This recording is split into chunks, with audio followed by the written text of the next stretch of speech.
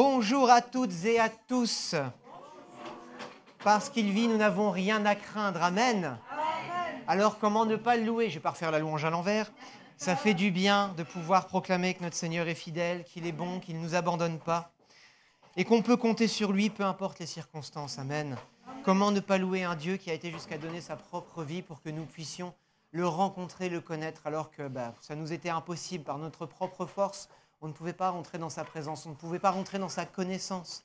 Pas simplement une connaissance, parler, écouter, on nous a rapporté des choses, mais une véritable connaissance, une intimité. Dieu veut se révéler et il a payé le prix lui-même pour que nous puissions justement, au travers de ce prix, de ce sacrifice, recevoir cette révélation de qui il est. Il n'y a pas si longtemps que ça, on a reçu Philippe Champreux qui nous a partagé un message. Ranime le don qui est en toi, je crois que c'était, ou réveille. On a tous reçu un don du Seigneur. Amen. On a tous reçu une capacité pour servir le Seigneur. Nous, on met des échelles, on met des degrés. On met, tiens, ça, c'est pas très important. Et lui, il a un super ministère. Mais pour le Seigneur, il n'y a pas d'échelle. Pour le Seigneur, il a donné un don, ou plusieurs, mais il a donné une capacité de servir. Et si celui qui sert le Seigneur sert avec la capacité que le Seigneur lui a donnée, qu'elle soit à nos yeux grande ou petite, pour le Seigneur, ça n'a aucune importance. Mais j'aimerais vous poser une question ce matin. Est-ce que vous savez qui vous servez véritablement?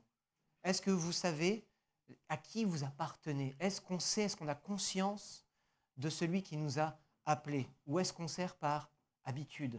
Est-ce qu'on sert par réflexe? On sait qu'on doit servir, donc on le fait. Est-ce qu'on a pris conscience que notre service est dirigé vers une personne en particulier qu'on doit connaître? On doit servir Dieu, je ne vais pas faire durer le suspense, il n'y en a pas. On doit servir Dieu, mais qui est Dieu? Qui est ce Jésus qui nous a appelés? Est-ce qu'on a conscience de qui on sert? Parce que je vous le dis, si on avait véritablement conscience de qui on servirait autrement, on servirait différemment. C'est comme l'intimité qu'il y a entre un homme et une femme, ou entre un mari et entre un époux et son épouse. Je veux dire, on n'aime pas son époux, son épouse, parce qu'il faut l'aimer. Bon, on s'est marié, il faut l'aimer, c'est tout, on le fait, bonjour chérie, comment tu vas? Non, c'est pas ça, il y a une intimité, il y a une relation qui se tisse. Et avec le Seigneur, c'est la même chose. Et ce matin, cette question qui résonnait dans mon cœur, c'est: est-ce que tu sais qui tu sers? On va prendre Matthieu 16, et on va lire les versets 13 et 14. Mettez une petite note, on va y revenir ici, assez régulièrement. Matthieu 16, versets 13 et 14. Donc là, une conversation entre Jésus et ses disciples, et il leur demande, qu'est-ce qu'on dit de moi? Matthieu 16, versets 13 et 14. Jésus, arrivé sur le territoire de Césarée de Philippe, posa cette question à ses disciples. Au dire des gens, qui suis-je, moi, le Fils de l'homme? Ils répondirent, les uns disent Jean-Baptiste, d'autres Élie, d'autres Jérémie, ou l'un des prophètes. Bon, ok. On dit des choses de Jésus, Jésus s'enquiert. Qu'est-ce que vous avez entendu de moi? Il y en a qui disent que tu es ceci, d'autres que tu es cela. Et nous, quelque part, est-ce qu'on s'est posé la question nous-mêmes, ou est-ce que l'image qu'on s'est fait de Dieu n'est qu'un agglomérat de ce qu'on a entendu? Est-ce qu'on a pioché là-bas, tiens, lui il dit ça de Jésus, tiens, lui il dit ça de ça, on doit vivre comme ça, puis lui il dit ceci, puis lui il dit... Est-ce que notre conception de Dieu n'est qu'un agglomérat de ce qu'on a entendu? Parce que là, ce que Jésus demande aux disciples, voilà, c'est qu'est-ce qu'on dit de moi? On remarque que, alors que Jésus était vivant, il prêchait, les gens l'avaient entendu. Il y en a qui disent que tu es Jean-Baptiste, d'autres disent que tu es Élie, d'autres Jérémie, ou encore l'un des prophètes. On voit qu'il y a de la confusion. On voit que ces gens-là, ils ont entendu parler de Jésus, se sont fait une idée de qui était Jésus, et ils l'ont rapporté, et pouf. Et nous aussi, quelque part, on a besoin d'être déformés parce qu'on se fait des images. Il n'y a qu'à voir le nombre de représentations de Jésus sur cette terre. Chaque ethnie a son Jésus.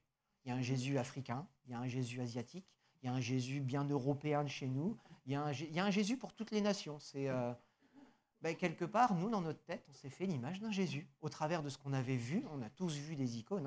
Je rappelle quand même qu'on est fondé, notre tradition, en tout cas culturelle, c'est une tradition judéo-chrétienne, donc on a tous vu ces images à un moment.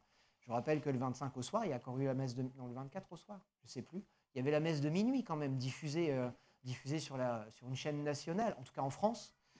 Il y a encore en Belgique des cours de religion. Donc on est quand même encore ancré, fondé sur une société judéo-chrétienne qui nous donne une image de Jésus.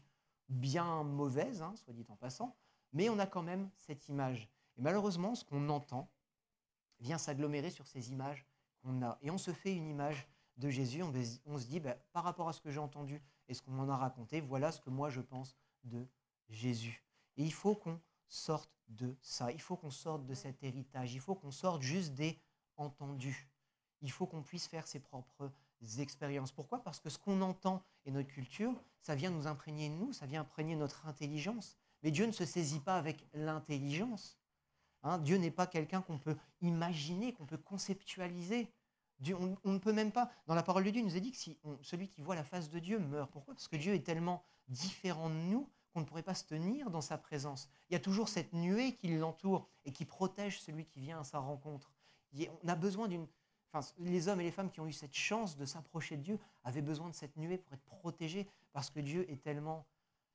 Et je vais faire cette analogie, Dieu n'est pas mauvais en soi, mais on ne peut pas s'approcher du cœur d'un réacteur nucléaire. Pourquoi ? Parce que même si ce cœur de réacteur fournit de l'électricité, fournit des bonnes choses, quand l'homme ne s'en sert pas pour des mauvaises, ce qui est au milieu, ce qui bout dans le cœur de ce réacteur nucléaire, si on s'en approchait de par nous-mêmes, on mourrait. Et il y a besoin d'un écran d'eau autour de ce réacteur pour que ce qui en émane ne vienne pas faire du mal à ceux qui en entourent. Il y a besoin d'une protection pour que l'homme puisse s'en approcher et travailler avec sans danger. Et bien là, c'est exactement la même chose avec le Seigneur. On a besoin de cette protection, d'être protégé pour rentrer dans la présence de Dieu. Ça veut quand même dire que Dieu est tellement différent de nous que si on s'en approcherait, on serait complètement défait, détruit. On ne peut pas saisir Dieu par notre propre intelligence, parce qu'on est par nos émotions, par nos ressentis. Dieu est tellement différent, trop différent de tout cela, qu'on doit se détacher de ces choses. Oui, bien sûr, il est important d'entendre parler de Dieu. Je rappelle que dans les 4 piliers de l'Église, il y a l'enseignement des apôtres. Donc, quelque part, à un moment, il faut être enseigné. Mais il faut que notre connaissance de Dieu, notre relation avec Dieu, dépasse cette simple connaissance, ce simple enseignement. Il faut qu'on ait autre chose pour pouvoir comprendre qui est Dieu, qu'on puisse s'en approcher sans se brûler les ailes, si je peux dire ça comme ça. Donc, il faut quand même qu'on dépasse ça, parce que des paroles, quelque part, on en a eu, je vais en prendre quelques-unes. Les prenez pas, je vais vous dire les références. Jean 9, verset 5, c'est Jésus qui parle de lui-même. Voilà ce qu'il a dit aux hommes qui ont été très confus et qui l'ont pris pour quelqu'un d'autre. Jean 9, verset 5 nous dit « Pendant que je suis dans le monde, je suis la lumière du monde ». Jean 8, verset 23, toujours Jésus qui parle de lui-même. « Vous êtes d'en bas, moi je suis d'en haut. Vous êtes de ce monde, moi je ne suis pas de ce monde ». Jean 6, verset 51, c'est toujours Jésus qui parle de lui-même. Il dit « Moi je suis le pain vivant descendu du ciel. Si quelqu'un mange de ce pain, il vivra éternellement. Et le pain que je donnerai, c'est ma chair pour la vie du monde. » Jean 10, verset 36, encore des paroles de Jésus. Jean 10, verset 36, qui nous dit « À celui que le Père a sanctifié et envoyé dans le monde, vous dites « Tu blasphèmes parce que j'ai dit « Je suis le Fils de Dieu ». Donc, il y en a plein d'autres, bien sûr. Je suis le chemin, la vérité, la vie. Il y a plein de « je suis » dans Jean. Mais Jésus a dit ces choses à ses contemporains. Et pourtant, si on prend Matthieu 16, versets 13 et 14, qu'est-ce qu'on dit de lui ? T'es un tel, t'es un tel, t'es un tel. Pourtant, Jésus s'était présenté clairement. Je suis le Fils de Dieu. Je ne suis pas de ce monde. Je suis le pain descendu du ciel. Il a dit ce qu'il était. Il a dit ce qu'il était venu faire. Et pourtant, avec leur intelligence, les hommes lui ont collé des étiquettes qui n'étaient pas celles de qui il était, tout simplement. Donc rien que dans ce petit échantillon des paroles de Jésus, on voit que les contemporains de Jésus n'avaient pas cette intelligence. Et pourtant, il faut dire que les pharisiens, on peut dire ce qu'on veut sur eux, ils étaient carrés au niveau de la loi. La Torah, ils la connaissaient par cœur. Ils avaient cette espérance du Messie qui devait venir. Donc ils le connaissaient, ce Messie qui devait venir, ils le connaissaient intellectuellement. Mais parce qu'ils le connaissaient intellectuellement et qu'ils n'étaient pas proches du cœur de Dieu, ils n'ont pas su discerner qui était véritablement Jésus. Il leur manquait quelque chose. Et ces écrits qui nous sont parvenus, ces paroles de Jésus qui nous sont parvenues, elles ne sont pas différentes quand je prends les mots et le papier. Comprenez-moi bien. Elles ne sont pas différentes d'autres religions, d'autres traditions qui nous sont données. Le Coran, c'est des mots sur du papier dans lesquels les gens ont mis leur foi. Si on prend, alors je ne sais pas si les bouddhistes ont un livre, ils ont peut-être des mantras, voilà, je ne sais pas, je ne connais pas trop, mais oui, les sanscrits, enfin voilà, ils ont des écrits, c'est des mots sur du papier. Qu'est-ce qui différencie finalement ces mots d'autres mots? Qu'est-ce qui fait qu'on peut mettre une foi et une confiance dans ces mots plutôt que dans d'autres mots? On va reprendre Matthieu 16. Je vais reprendre à partir du verset 13, mais cette fois-ci, on va aller jusqu'au verset 17. Qu'est-ce qui peut bien attester de ce qu'est Jésus. Matthieu 13, mais cette fois-ci jusqu'au verset 17. Donc chapitre 16, à partir du verset 13. Jésus, arrivé sur le territoire de César et de Philippe, posa cette question à ses disciples. Au dire des gens, qui suis-je, moi, le Fils de l'homme? Ils répondirent, les uns disent Jean-Baptiste, d'autres Élie, d'autres Jérémie ou l'un des prophètes. Mais vous, leur dit-il, qui dites-vous que je suis? Simon-Pierre répondit, tu es le Christ, le Fils du Dieu vivant. Jésus reprit la parole et lui dit, tu es heureux, Simon, fils de Jonas, car ce ne sont pas la chair et le sang qui t'ont révélé cela, mais mon Père qui est dans les cieux. On pourrait se dire, bah oui, ses disciples, ils étaient avec lui, ils l'ont vu faire, donc ils ont compris qui il était. Jésus dit clairement, ils n'ont pas compris qui elle était. Dieu leur a révélé qui il était. On a besoin de cette révélation de Dieu. On a besoin de chercher Dieu. Si on ne cherche pas, si on se contente d'écouter, de se façonner une petite image et se dire, bon ben voilà, Dieu il est là, pouf, je l'ai fait, c'est bon, j'ai compris. Pourquoi Dieu interviendrait? Par contre, si tu es là, dans ta chambre, à genoux, que tu es avec ta parole, que tu es dans la prière, et que tu dis, mais Seigneur, j'ai besoin de te connaître. Je suis faible, je suis sans intelligence, je ne comprends pas qui tu es, je ne comprends pas ce que tu veux me dire. Si tu le cherches, le Seigneur, il va te trouver et il va te donner cette révélation dont tu as besoin. Simon-Pierre, il est bien heureux, pas parce qu'il a compris qui était Jésus, il est bien heureux parce que Dieu lui a révélé qui était Jésus. On n'a pas besoin de lui expliquer, de lui montrer par A plus B, de le convaincre de qui était Jésus. Bien sûr, il l'a vu faire les miracles, mais les autres contemporains de Jésus l'avaient vu faire des miracles. Les autres contemporains avaient écouté Jésus. On a lu quelques paroles de ce que Jésus avait dit de lui-même, de qui il était. Mais Pierre, là, il est bien heureux parce qu'en plus de tout ce qu'il a vu, il a eu une confirmation dans son cœur, dans son esprit, de la part de Dieu, de qui était Jésus. Et ce que Dieu avait mis dans son cœur, personne ne pouvait lui dérober.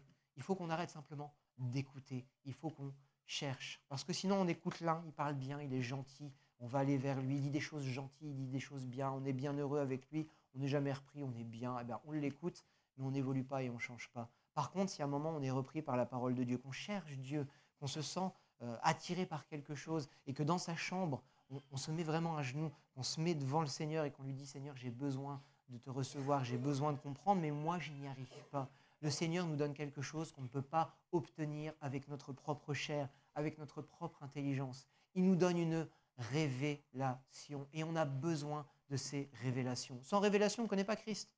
C'est impossible. Je vous l'ai dit, Dieu n'est pas de ce monde. Dieu n'est pas compréhensible.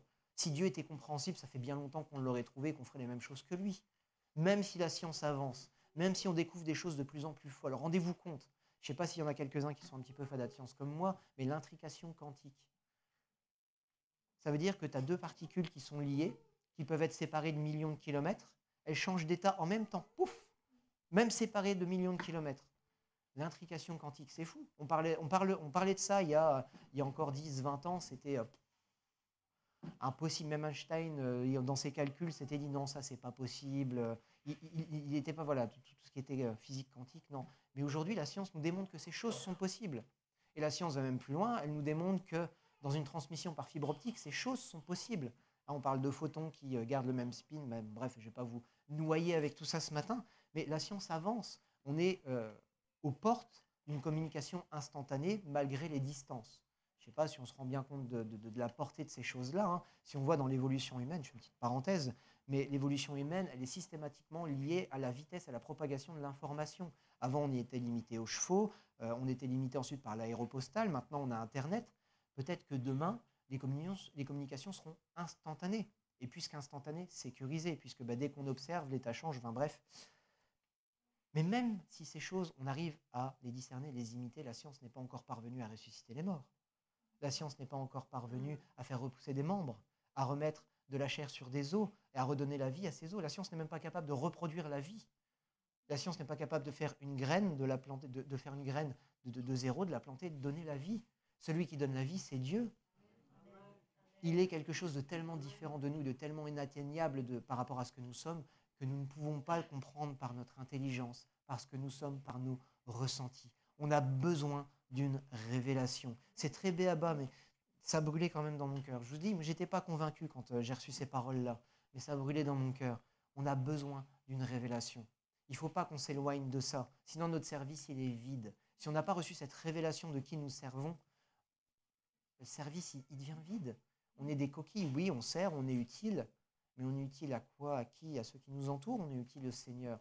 On brûle de passion pour le Seigneur, pour le servir, ou finalement c'est rentré dans nos habitudes et on sait qu'il faut servir, donc on sert. On a besoin d'un feu dévorant qui nous brûle pour pouvoir servir véritablement le Seigneur. Et ce feu dévorant, il ne se trouve que dans la révélation de qui il est. Quand on sait qui on sert, on a ce feu pour le servir malgré les problèmes, malgré l'injustice qui nous entoure, malgré les factures qui vous tombent dessus, les voitures qui tombent en panne, tout ce que vous voulez. Malgré l'opposition, malgré la difficulté, quand on sait qui on sert, on a la force d'aller jusqu'au bout. Même quand vous n'êtes pas bien, même quand vous avez envie de tout arrêter. Moi, quand je vois ce qui me tombe dessus, des fois, j'ai envie d'arrêter.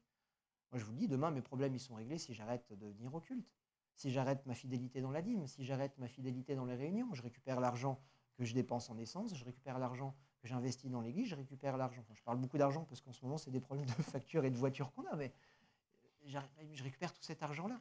Mais où elle est ma paix derrière? Où elle est la paix que me procure le Seigneur? Oui, j'aurai peut-être plus de problèmes de facture, mais j'aurai d'autres soucis. Après, ce sera peut-être ma santé, ce sera peut-être mes enfants, ce sera peut-être autre chose. Il y a toujours des soucis dans ce monde.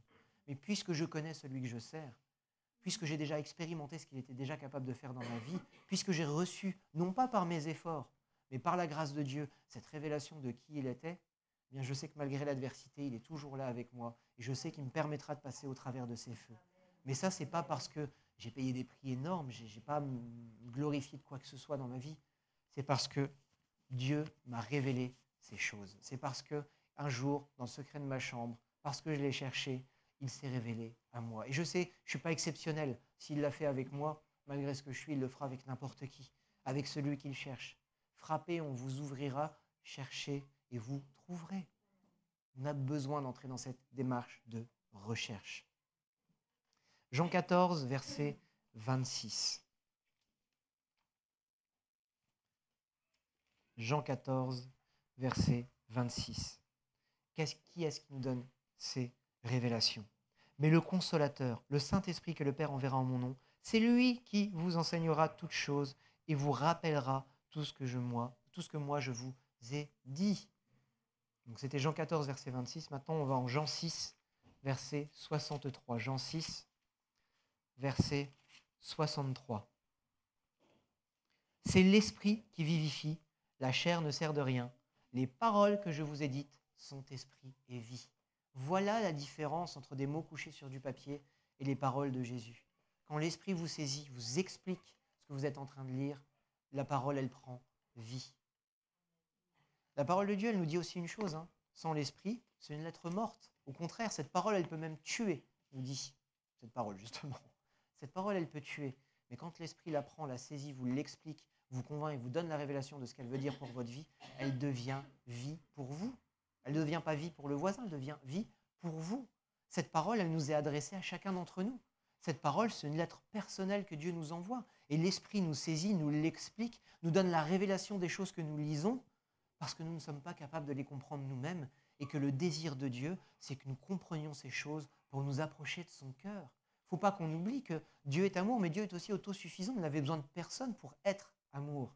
Mais parce qu'il nous a aimés, dans ce qu'il est, il nous a créés pour partager cet amour. Malheureusement, le péché est venu se dresser entre nous et lui. Mais le prix qui a dû être payé pour le péché, il a été payé. On a aujourd'hui cette capacité d'être affranchi de cela pour rentrer dans la pleine liberté que Dieu nous a acquise, celle d'entrer dans sa présence. Quand Jésus s'est sacrifié sur la croix, ce n'est pas les portes du trésor qui se sont ouvertes, ce n'est pas la banque de Jérusalem qui a ouvert ses portes pour que tout le monde aille chercher de l'argent, ce n'est pas l'hôpital de Jérusalem, je ne sais pas, qui s'est ouvert pour guérir. Non, c'est le rideau du temple qui s'est déchiré du bas jusqu'en haut pour qu'on puisse rentrer dans sa présence. Si Dieu a fait toutes ces choses, oui, il a donné des dons, des talents, des ministères, alléluia, mais il a surtout donné la capacité à l'homme d'entrer dans sa présence, à l'être humain, à l'homme et à la femme. Soyons inclusifs. Bref. Mais si l'Esprit nous rappelle toutes ces choses, ça ne veut pas pour autant dire qu'on n'a plus notre effort à faire. Matthieu 7, versets 7 à 8. Parce que si vous êtes comme moi, au jour où le Seigneur vous a touché, vous n'avez pas reçu toute la science du monde et toute la science de Dieu pour comprendre tout ce qui était expliqué dans ce livre. Il faut quand même qu'on inspecte ces Écritures. Matthieu 7, versets 7 à 8. Demandez et l'on vous donnera, cherchez et vous trouverez, frappez et l'on vous ouvrira. Car quiconque demande reçoit, celui qui cherche trouve, et l'on ouvrira à celui qui frappe. Il y a quand même une démarche. Si tu veux que le Seigneur t'ouvre quelque part, il va falloir aller frapper. Si tu n'es pas curieux de savoir qui est le Seigneur a déjà fait sa part. Le Seigneur est descendu sur cette terre, il a quitté son trône de gloire, il est monté sur cette croix, sur ce bois infâme, alors qu'il était obligé de rien. Il le dit, s'il avait voulu, une nuée d'anges serait arrivée pour le servir et le délivrer de ce qui se passait. Sur la croix, face aux hommes, s'il avait voulu, d'un claquement de doigts, ceux qui étaient en face de lui ne tenaient plus, il était descendu. Et pourtant, les hommes l'ont tensé, ils ont dit, si tu es le Fils de Dieu, descends de là, sauve-toi toi-même. Moi, je suis dans cette situation, j'ai ce pouvoir, j'éradique tout le monde. Je suis clair, je n'ai pas la patience ni l'amour de Dieu. Dieu me travaille, alléluia, merci Seigneur. Mais il l'a fait en oubliant ce qu'il était et il l'a fait pour notre gain.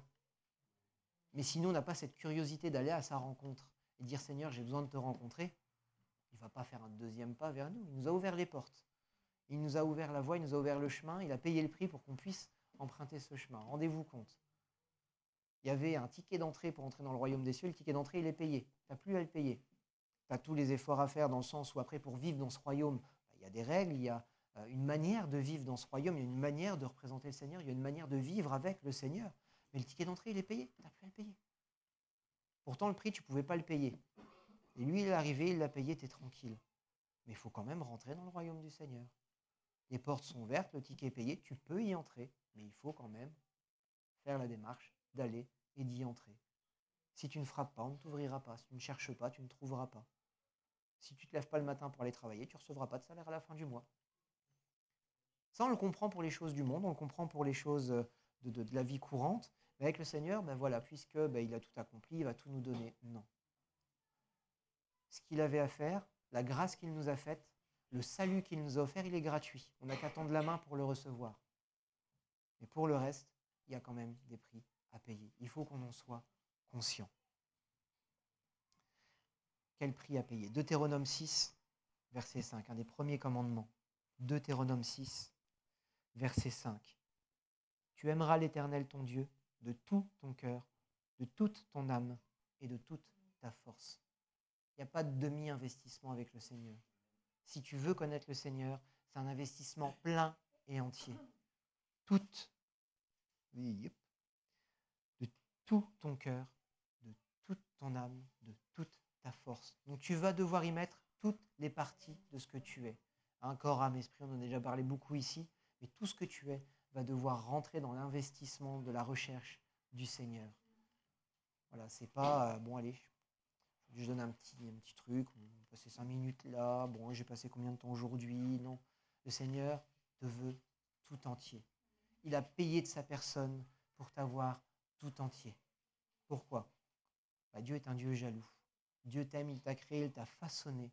Et ce qu'il désire, c'est t'avoir tout entier pour pouvoir te donner tout ce qu'il a à te donner. Il ne veut pas te partager avec l'ennemi parce que l'ennemi va t'attirer où? Le Satan, il va t'amener où, l'adversaire? Il t'amène dans sa chute avec lui. Dieu ne veut pas te voir chuter. Dieu ne veut pas te voir loin de lui pour l'éternité. Dieu ne veut pas te voir verser des larmes pour l'éternité parce que tu es loin de lui. Il te veut à ses côtés. Il te veut près de lui, près de son cœur, pour que tu puisses partager ce qu'il est. Dieu est amour, alléluia. Il n'est pas que amour, mais Dieu est amour. Et Dieu veut partager cet amour avec toi. Il veut te donner tout ce qu'il a en réserve pour toi. Dieu ne t'a pas créé, façonné pour vivre loin de lui. Le plan du Seigneur, c'était création, jardin, tu restes dans sa présence. Le péché est arrivé et il nous a éloignés de lui. Dieu nous a donné une chance, une temporalité. Le temps n'existe pas avec Dieu et pour nous, il ne devrait pas exister. Puisque nous avons chuté, on a un temps où on peut se réconcilier avec le Seigneur. Mais après, que tu aies accepté de te réconcilier avec le Seigneur ou pas, tu vivras quand même pour l'éternité. Mais tu vivras pour l'éternité près de Dieu ou tu vivras pour l'éternité loin de Dieu. Dans ce qu'on appelle communément au paradis ou en enfer. Des mots que j'aime pas parce que ça veut tout dire et ça veut rien dire. Mais le paradis, c'est vivre dans la présence de Dieu, là où il n'y a plus de cris, il n'y a plus de crainte, il n'y a plus de pleurs, où lui-même essuie toute larme de nos yeux, là où sa présence suffit, là où sa présence nous comble, là où on n'a plus besoin d'aller chercher quoi que ce soit, puisqu'il est là déjà pour nous, et un lieu très loin, où on vivra dans la souffrance, où on aura accès à rien du tout. Enfin voilà, je ne sais pas, j'imagine pas, mais en tout cas dans un lieu horrible qui est loin du Seigneur. On a un temps, on a cette fenêtre, on a cette chance qu'on cherche maintenant, parce qu'après il sera peut-être trop tard. Peut-être que moi, là, je sors de cette salle, et en allant dans ma voiture, j'ouvre la portière, il y en a un qui ne fait pas attention, qui regarde son téléphone ou je ne sais quoi, et qui m'écrase entre sa voiture et la mienne. Je ne sais pas, on ne sait pas, on n'est pas maître de sa vie. Peut-être que demain, je ne me réveillerai pas, pour une raison X ou Y. Je ne sais pas. Le choix, il est maintenant à faire. On l'a entendu, c'est aujourd'hui le jour du salut. On l'a entendu tout à l'heure dans les prières, c'est aujourd'hui le jour du salut. Le Seigneur nous cherche, le Seigneur nous presse, parce qu'il sait que notre temps, il s'écoule. Hein. C'est peut-être une palissade, mais on est aujourd'hui plus près du retour du Seigneur qu'on l'était avant de commencer ce culte. Pour nous, le temps, il va dans une direction, on ne peut pas revenir en arrière. Qu'on ne perde pas de temps. Qu'on cherche le Seigneur, corps, âme, esprit. La question, elle est là. Qu'est-ce qu'on est prêt à investir dans le royaume du Seigneur? Qu'est-ce qu'on est prêt à investir pour découvrir Dieu? On va encore dire qu'on parle toujours d'argent ici. Non. La dîme. Qu'est-ce qu'on est prêt à investir? Le Seigneur nous demande une partie de ce qu'il nous donne, de ce qu'il nous permet de gagner. Pourquoi? Pour lui? Pour lui, il n'en a pas besoin. Qu'est-ce qu'on pourrait lui acheter avec notre argent? Tiens, Seigneur, je t'ai acheté un bouquet de fleurs. Tiens, Seigneur, je t'ai acheté des chocolats. Voilà, faites ça avec votre époux, votre épouse, à la limite. Hein. Moi, j'aime bien les chocolats. Mais ça, j'ai lancé. Non, je plaisante. Mais le Seigneur n'a pas besoin de notre argent. Pourquoi est-ce que cette dîme, il la demande? Pourquoi est-ce que cette dîme, c'est important pour lui? Pourquoi est-ce qu'il va même jusqu'à traiter les Israélites de voleurs? Parce qu'il lui refuse cette dîme et le meilleur des prémices qu'ils ont. Pourquoi est-ce que Dieu se fâche et va même jusqu'à les traiter de voleurs, justement? Pourquoi? Parce que ce que le Seigneur demandait aux Israélites de mettre de côté pour le temple, et nous demande aussi quelque part à mettre de côté pour l'œuvre du royaume, c'est parce que ça sert ses enfants, ça sert son œuvre. Aujourd'hui, aujourd'hui peut-être pas, mais demain, il n'y a plus de dîme, il n'y a plus de bâtiment. Chacun chez soi, faites ce que vous voulez. Il n'y aura plus de bâtiment, il n'y aura plus de moyens de se réunir, il n'y aura plus de moyens de diffuser la parole. Si demain, il n'y a plus ça, l'œuvre du Seigneur, elle est liée. Il y a une expression que j'ai entendue ici qui est très juste. Hein, annoncer l'évangile, c'est gratuit. Enfin, c'est pas gratuit, justement. Le recevoir, c'est gratuit, mais l'annoncer, c'est pas gratuit, justement. Ça coûte de l'argent. Tout coûte de l'argent. Tout coûte de l'argent, malheureusement. Si c'était gratuit, ce serait plus simple, mais bon. Ça ne l'est pas. Mais la dîme, elle ne s'imite pas à cette partie d'argent, elle ne s'imite pas au portefeuille. Dieu veut le meilleur, veut les prémices du meilleur de ce qu'on peut lui donner. Il veut les prémices de notre temps, il veut les prémices de notre énergie, il veut les prémices de notre intelligence, même si je peux dire ça comme ça. Il veut les prémices de tout. Il veut le meilleur de ce qu'on a à lui offrir en retour pour qu'on puisse justement avoir cette relation saine avec lui. Dans une relation avec votre époux, avec votre épouse, je vais revenir à ça. Si vous donnez les restes de ce que vous avez à donner à votre époux, votre épouse, ce n'est pas quelque chose qui va tenir très longtemps. Alors oui, la vie nous prend, le Seigneur le sait aussi. On est mis sous une chape de plomb par le travail, on est mis sous une chape de plomb par les exigences du monde, on est mis sous une chape de plomb, il n'y a qu'à voir ces temps. Oh, Noël, c'est merveilleux, Noël, c'est les lumières, Noël, c'est la fête, Noël, c'est le smile. Sauf que Noël, c'est les périodes où il y a le plus de dépression. C'est les périodes où on nous force à sourire, c'est les périodes où si tu n'es pas heureux pendant Noël, on te regarde, on te pointe du doigt, on dit t'es pas normal, c'est Noël, c'est joyeux, ouais. Sauf que quand Noël sera passé, les factures seront toujours là, tes problèmes de santé seront toujours là, peu importe les problèmes que tu as, ils seront toujours là. Alors je ne te dis pas, ne va pas passer un temps agréable. Oui, fais quelque chose si tu veux avec ta famille, mais n'attends pas forcément les fêtes pour le faire. Mais ne te laisse pas voiler par ce monde. Ce que ce monde a à t'offrir, que ce soit Noël ou pas, ça restera toujours la même chose. Ce que Dieu a à t'offrir, par contre, si tu le cherches de toute ton âme, de toute ta force, de tout ton cœur, de tout ton cœur, de toute ton âme et de toute ta force, si tu le cherches véritablement et qu'il se révèle à toi, tu as tout gagné. Peu importe si ce monde, il te met des poids sur les épaules, peu importe si ce monde, il te déçoit, peu importe si les hommes ou les femmes te déçoivent, si tu as trouvé le Seigneur, tu as tout gagné. La paix du Seigneur. Le Seigneur, il ne donne pas sa paix comme ça et puis il ne la reprend pas. Il ne donne pas comme le monde donne, nous dit la parole. Et si tu as besoin de paix, mais trouve-la auprès du Seigneur. Ça ne veut pas dire que tes problèmes vont s'envoler, mais ça veut dire que dans ton cœur, tu auras cette assurance que Dieu est là avec toi. Pourquoi? Parce que tu as payé des efforts. Oui, moi j'ai fait des efforts pour rencontrer Dieu. Non, parce que Dieu t'aura donné la révélation de qui il est. Et que dans ton cœur, cette révélation, elle sera tellement ancrée que rien ne pourra te l'arracher. Parce que Dieu aura attesté ces choses dans ton cœur au plus profond de toi-même. tu auras cette assurance que Dieu ne te ment pas. Pourquoi? Parce qu'il l'a mis là au plus profond de ton cœur et parce que tu as fait justement l'effort d'aller toquer, d'aller frapper, de le chercher, tu l'auras expérimenté. Dieu n'est pas que des paroles sur du papier, Dieu est vivant. Dieu est vivant, il veut te parler, il veut se révéler à toi et il veut te faire expérimenter ce qu'il t'a promis dans sa parole. Donc n'aie pas peur, fouille dans cette parole, demande à l'Esprit de te révéler ce que tu es en train de lire et mets-le en pratique. Tu as des soucis, Dieu les connaît tes soucis. Bah, dis au Seigneur, voilà mes soucis, j'ai besoin que tu m'en délivres. Et vois ce qu'il fait. Mets un peu le Seigneur au défi. D'ailleurs, quand on parle de dîme, c'est la seule fois où Dieu permet de le mettre au défi, des Israélites, de le mettre au défi. Ben, vois si je ne suis pas fidèle, viens donner ta dîme et vois si je n'ouvre pas pour toi les écluses des cieux. C'est la seule fois où Dieu dit, ben, viens et éprouve-moi. Et nous, quelque part, on a cette parole, on a l'esprit, on a cette capacité d'entrer dans sa présence. Eh bien, qu'on éprouve, non pas Dieu, mais la parole qu'il nous a laissée. Si Dieu est vrai et que ses promesses sont oui et amen, ben, tu me fais cette promesse, Seigneur, je fais les efforts, eh bien, Père, moi, je veux voir ta gloire. C'est pas plus compliqué que ça. Et Dieu agit. Pas toujours comme on l'aurait voulu. Oh Seigneur, j'ai une facture, permets-moi de la payer. Mais Seigneur, parfois, il n'agit pas de la manière dont on voudrait. Il attend juste jusqu'au dernier moment. Il nous pousse à bout. Il laisse l'épreuve nous pousser à bout pour qu'on puisse véritablement comprendre que c'est lui qui nous délivre de tout ça, que c'est véritablement lui qui a agi, que c'est véritablement sa parole mise en pratique qui a agi. Donc qu'on puisse vraiment chercher le Seigneur. Dieu réclame le meilleur de nous-mêmes. Pourquoi? Parce qu'il a le meilleur à nous donner. 1 Corinthiens 6, versets 19 et 20. Tout lui appartient de toute façon. 1 Corinthiens 6, versets 19 et 20. Ne savez-vous pas ceci? Votre corps est le temple du Saint-Esprit qui est en vous et que vous avez reçu de Dieu, et vous n'êtes pas à vous-même, car vous avez été rachetés à grand prix. Glorifiez donc Dieu dans votre corps et dans votre esprit qui appartiennent à Dieu.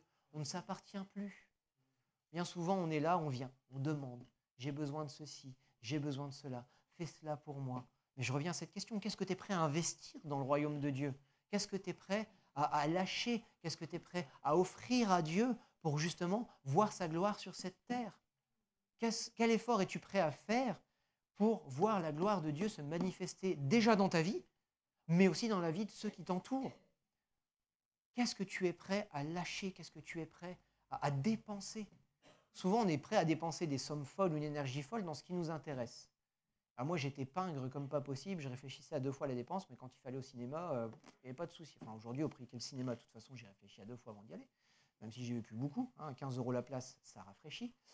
Alors, mais j'étais prêt à dépenser des sommes folles même dans les jeux vidéo. J'étais pingre, je ne dépensais pas un rond. Il y avait un nouveau jeu qui sortait, il était à 70 €, les accessoires étaient à 40 avec. J'y allais, je l'avais le jour de sa sortie. Ça, vous pouviez en être sûr. J'y jouais peut-être une semaine, puis après j'en étais lassé, mais je l'avais acheté tout de suite à sa sortie. Il me le fallait. Par contre, pour le reste, il ne fallait pas trop m'en demander. Ça c'est cher. Tu prends du coca. Non. On est prêt à dépenser des sommes folles et à ne pas regarder souvent à la dépense ni à notre énergie pour obtenir ce qui nous fait plaisir. Par contre, dès qu'il s'agit des œuvres du Seigneur et Dieu, je ne suis pas en train de vous accuser, je me mets bien aussi dans le lot, mais quand il s'agit de dépenser pour le royaume du Seigneur, là, finalement, on se rappelle de cette parole qui dit qu'il faut s'asseoir et regarder à la dépense. Et bien souvent, on reste très très longtemps assis. Ça va coûter cher, ça. Oui, ça va coûter cher. Oh oui, ça va coûter cher. Mais à un moment, si tu sais ce que ça va te coûter, mets-toi en route et mets-toi au travail tout de suite.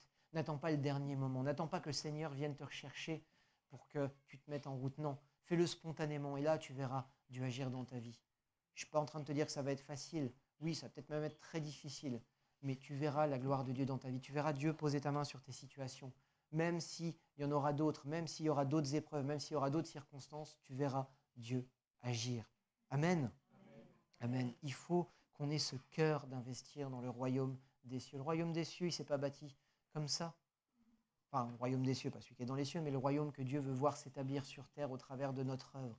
Il y a des hommes et des femmes qui ont payé de leur vie pour que ce royaume s'établisse. Et quand je parle d'hommes et de femmes, on peut même remonter déjà aux apôtres. On peut même remonter aux prophètes. Combien de prophètes qui amenaient la parole de Dieu ne sont pas retrouvés dans un tronc scié? Pour n'en citer qu'un. Les apôtres, il n'y en a qu'un qui est mort de sa vieillesse. Les autres sont tous morts de mort violente. Beaucoup ont payé de leur vie, même dans les premiers siècles, ont payé de leur vie parce qu'ils aimaient Dieu. Beaucoup payent encore actuellement de leur vie parce qu'ils aiment Dieu. On oublie un peu ça parce qu'on est dans un pays qui nous donne encore cette liberté de pouvoir louer et adorer le Dieu qu'on veut. Mais il y a des pays où aimer Dieu, c'est passible de mort, où ils sont obligés de se cacher, obligés de faire ça en secret. Il faut qu'on se réveille et qu'on se rende compte déjà de la chance que nous avons et de se rendre compte qu'il est temps de se lever et de payer les prix pour qu'on puisse voir le royaume de Dieu, eh bien, comme il est dans les cieux, arriver sur la terre. Ce fameux Notre Père. Je reviens à Pierre. Si Pierre il a reçu cette révélation, c'est parce qu'il a démontré quelque chose. Il a suivi Jésus, il lui a fait confiance, il lui a obéi, il a démontré qu'il était capable de recevoir cette révélation. Il a investi, il a tout lâché, Pierre. Pierre, il était pêcheur, il n'avait que ce moyen de revenu. Et là, il voit un homme qui passe comme ça. Il le voit, alors je ne sais pas, peut-être en train de jeter ses filets, en train de réparer ses filets, je ne sais plus, il faudrait lire, mais il est en train de s'affairer à son travail.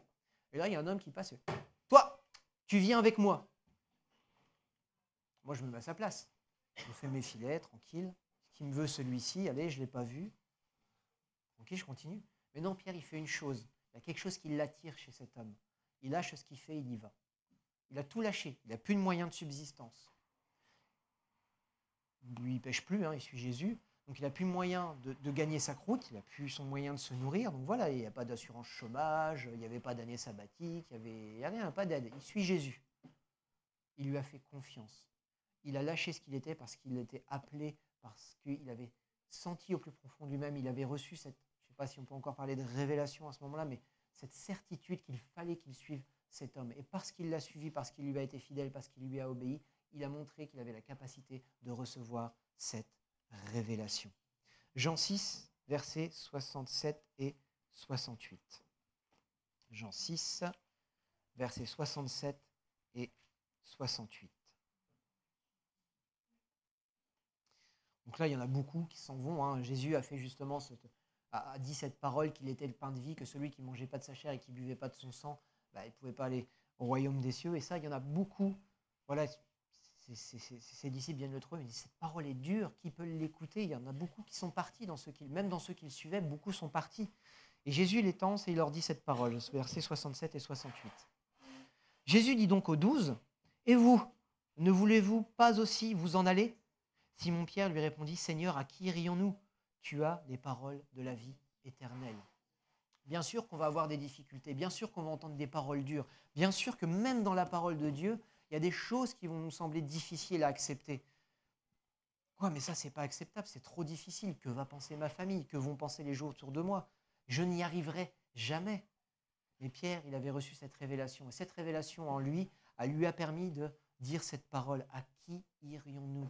Il avait compris qu'en dehors de Jésus, sur cette terre, peut-être qu'il pourrait continuer à vivre, reprendre son travail de pêcheur. Mais au-delà, à qui irions-nous? C'est toi qui as les paroles de la vie éternelle. Cette révélation en lui permet, malgré la difficulté de ce qu'il entend, de savoir que cette parole est la vérité et qu'il a besoin que Jésus l'enseigne et qu'il a besoin de continuer de suivre Jésus parce que c'est lui qui a les paroles de la vie éternelle, c'est lui qui le conduira jusqu'à son espérance. Est-ce qu'on a cette espérance de voir Jésus dans les cieux une fois que cette vie sera passée? Amen. On a cette espérance. Si on a cette espérance, il faut qu'on s'accroche. Même si les choses sont difficiles, je ne vous dis pas de les accepter telles quelles, elles sont difficiles, c'est comme ça, boum. Non, demandez au Seigneur. Seigneur, je ne les comprends pas, ces choses. Peut-être que vous n'aurez pas de réponse. Il y a des questions que j'ai posées au Seigneur, je n'ai pas encore de réponse. Enfin, je vais poser des questions un peu tordues aussi. Mais bon, ça, c'est une autre histoire. Mais si on ne pose pas la question au Seigneur, si on ne cherche pas sa volonté, comment est-ce qu'on peut recevoir la révélation, justement, ces choses qu'on doit connaître? Maintenant qu'on a une meilleure idée de qui nous appelle, parce qu'on l'a cherché et parce qu'il s'est révélé à nous, est-ce qu'on est vraiment arrivé? On va revenir en Matthieu 16 et on va aller encore un peu plus loin. Je vais reprendre au verset 13 pour reprendre le déroulement. Qu'est-ce qu'on dit de moi et vous, qui dites-vous que je suis? Et on va voir qu'il y a autre chose derrière. Matthieu 16, versets 13 à 19. Donc Jésus, arrivé sur le territoire de Césarée de Philippe, posa cette question à ses disciples.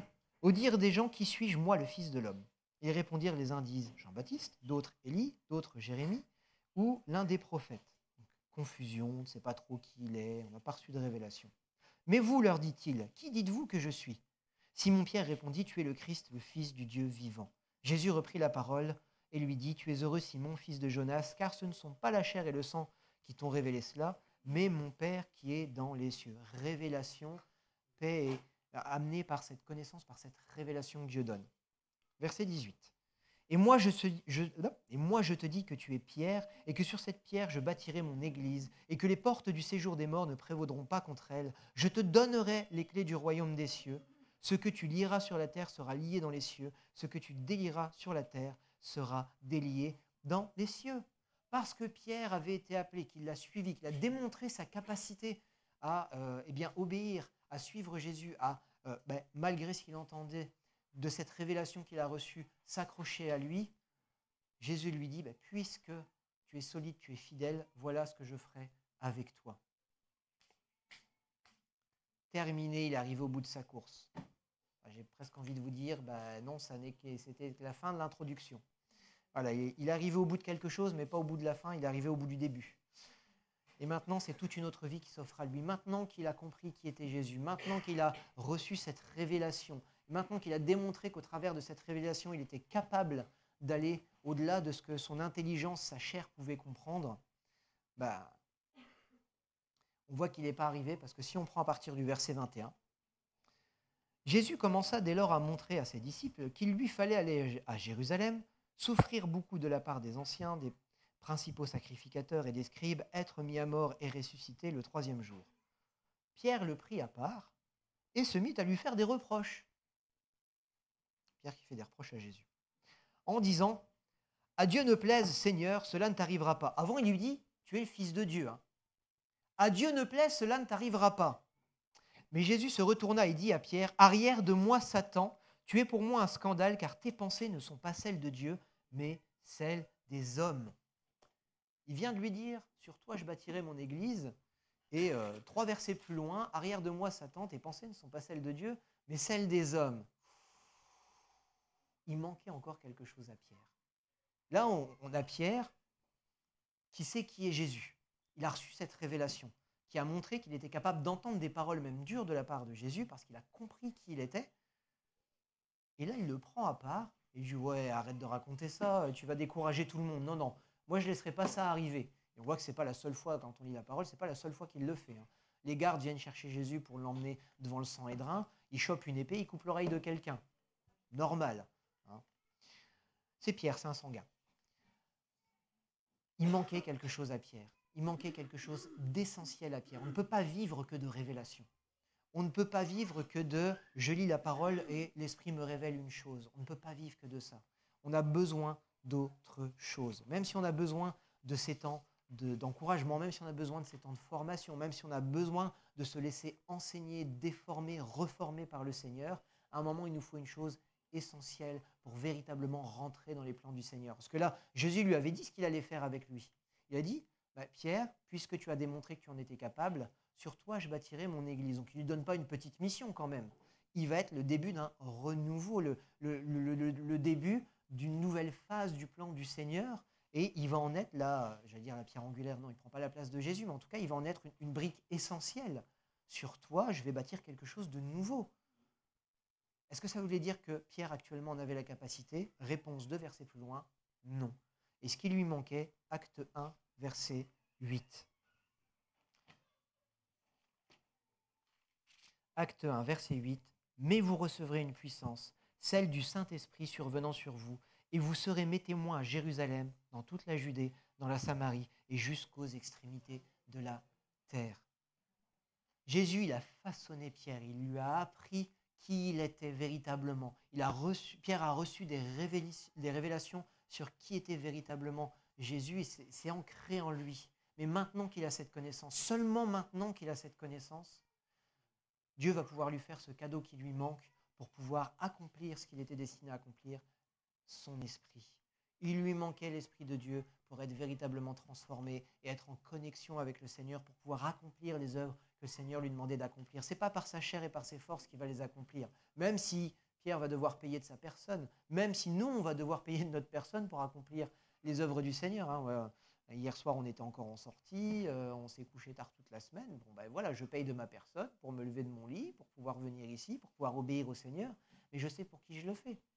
je sais que cet après-midi, si vraiment je suis fatigué, je peux faire une petite sieste, ou ce que je ne ferai pas, parce que je ne suis pas sage, mais il faut quand même payer de sa personne pour servir le Seigneur. Mais ce n'est pas par nos propres forces qu'on accomplit ce que le Seigneur nous demande. Ce n'est pas un homme qui guérit. Ce n'est pas un homme qui permet à un autre de se convertir. Mais c'est la puissance de Dieu qui agit au travers des hommes et des femmes qui l'appellent, qui se lèvent et qui payent des prix pour pouvoir voir la gloire de Dieu s'accomplir. Mais c'est la puissance du Seigneur qui se manifeste au travers de tout cela. Et la puissance du Seigneur, elle ne se manifeste pas au travers de révélations personnelles. Ce n'est pas parce que j'ai compris quelque chose sur Dieu que Dieu va faire quelque chose de tangible. Elle se manifeste parce qu'on a une relation personnelle et intime avec le Saint-Esprit et que le Saint-Esprit nous accompagne dans ce que nous faisons.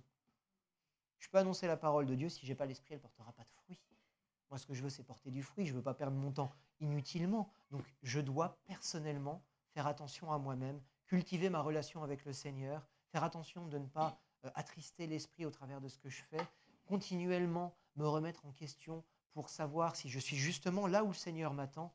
Et quand, dans cette relation saine, je sais où j'en suis et que le Seigneur m'appelle à travailler pour lui, eh bien, je sais que c'est lui qui agit au travers de moi. Mais bon, voilà, si je ne suis pas là ce matin, il n'y a pas de message. Enfin, il y aura sûrement quelqu'un d'autre qui en donnera, mais pas moi. Il faut quand même quelqu'un qui se lèvera, qui agira. Tous ces serviteurs qu'il a appelés, me voici. Dieu n'était-il pas capable de le faire de lui-même? Bien sûr que si, d'un claquement de doigts, il fait ce qu'il veut. Mais Dieu compte sur nous. Dieu se manifeste en nous. Pourquoi? Parce qu'il veut être glorifié au travers de ce qu'il fait en nous. Il veut montrer aux hommes qui le cherchent qu'il est capable de faire ces choses, non seulement pour nous, mais aussi pour eux. Quand on est parent, quelque part, on fait les choses pour les enfants. Tant qu'on fait les choses pour eux, j'ai envie de dire, tout va bien. Les problèmes commencent quand on leur demande de faire les choses qu'on faisait pour eux, mais de les faire de les faire eux-mêmes. Tu viens faire la vaisselle. Il faudrait presque leur mettre des rustines. Ils sont toujours en train de souffler dès qu'on leur demande quelque chose.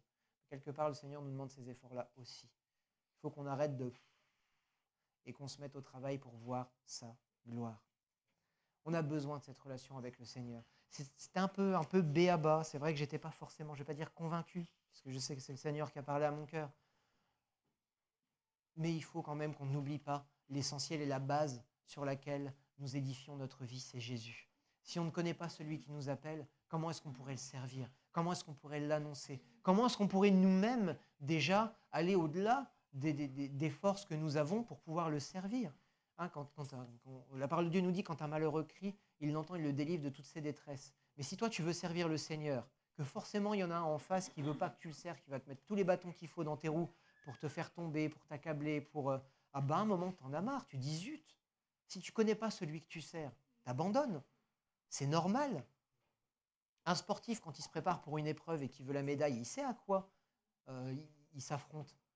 Moi, quand je vois tous ces, j'allais dire c'est fou, non, pardon Seigneur, mais quand je vois tous ces gens-là qui font les circuits, les GR machins, les trucs, qui montent les montagnes en randonnée, qui partent pour 3-4 jours dans des conditions affreuses, qui reviennent, ils ont les pieds, c'est de la bouillie. Je me dis, mais ils savent dans quoi ils s'engagent. Ils savent qu'ils vont devoir souffrir. Ils savent qu'ils vont devoir se dépasser au-delà et aller au-delà de leur force. Et nous, on pense que servir le Seigneur, c'est les mains dans les poches, et oh, tout va bien, coucou, c'est génial, non. À un moment, il faut revenir au-dedans de nous-mêmes, se rappeler que Jésus a dit qu'on ne serait pas mieux loti que le maître c'est lui. Donc on va aussi connaître des souffrances si on se lève. Mais si tu connais celui qui t'appelle, même si ce n'est pas une promenade de santé, même si à un moment tes pieds c'est de la bouillie, même si à un moment tu as envie de tout jeter par la fenêtre tellement t'en as marre, tu te rappelles de qui t'a appelé, tu te mets à genoux dans ta chambre, tu le pries, et quand un malheureux crie, il l'entend, il le délivre de toutes ses détresses. Les jeunes gens se fatiguent et se lassent, même de robustes gaillards tombent. Mais c'est l'Éternel qui renouvelle leur force et qui leur permet de prendre leur envol comme l'aigle. C'est pas nous. Moi, je suis... Tu me donnes de la fonte à lever à la salle, je suis même pas capable de la lever. J'ai des bras, c'est de la guimauve. Tout ce que je sais lever, c'est mes enfants, c'est déjà pas mal. Encore que, il y en a qui commencent à être un petit peu lourds. On a de plus en plus de mal à les soulever. Je commence à avoir du mal à les monter les escaliers aussi. Mais dans le Seigneur, dans le travail qu'il nous donne à faire, il nous donne les forces dont nous avons besoin. Mais pour ça, à un moment, il faut se lever, il faut y aller, il faut dire « Ok Seigneur, tu m'as révélé qui tu étais, donc tu me donnes la capacité d'aller jusqu'au bout. » Et vous, qui dites-vous que je suis? Pas moi, le Seigneur. Qu'on se pose les bonnes questions, qu'on passe du temps avec le Seigneur, et une fois solidement ancré avec le Seigneur, qu'on puisse y dire « Ok, j'ai compris qui tu étais, maintenant envoie-moi. » hein, comme ces serviteurs qu'il a appelés et qui répondaient « me voici ». Qu'on puisse dire au Seigneur, ben voilà, me voici, j'ai compris, je sais à quoi tu m'appelles. Même si je n'en connais pas les détails, je sais que tu m'appelles et que tu vas être avec moi, donc me voici. Amen. Chers internautes, merci de nous avoir suivis. On se retrouve non pas ce mercredi, parce que ce mercredi, il n'y aura pas d'enseignement. Pour les membres de l'Evive, on se retrouve donc demain soir pour notre réunion de prière et dimanche prochain pour le culte avec Vincent Mousset. Soyez bénis, passez un bon dimanche.